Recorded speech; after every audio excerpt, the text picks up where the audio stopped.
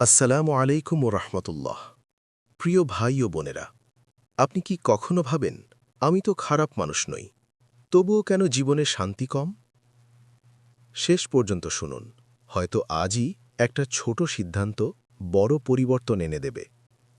১. আল্লাহর দেয়া পরীক্ষাকে সম্মান করুন। যে কষ্ট আপনাকে কাঁদায়, সেই কষ্টই আপনাকে আল্লাহর কাছে বেশি নিয়ে যায়। ২. কথা কম, কাজ বেশি করুন। বেশি বললে ভুল বাড়ে, কম বললে সম্মান বাড়ে, আর কাজ করলে ফল আসে।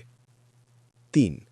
প্রতিশ্রুতি দেওয়ার আগে ভাবুন, কথা দিয়ে না রাখলে বিশ্বাস ভেঙে যায়, বিশ্বাস ফিরতে সময় লাগে। ৪. হিংসা থেকে নিজেকে বাঁচান। অন্যের সুখ দেখে কষ্ট পেলে নিজের সুখও হারিয়ে যায়, হিংসা শান্তি খেয়ে ফেলে। ৫.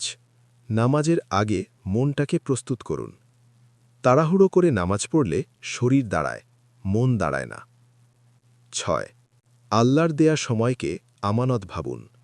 প্রতিটি দিন আর ফিরে আসবে না, এটা ভাবলে সময় নষ্ট করতে মন চায় না। ৭.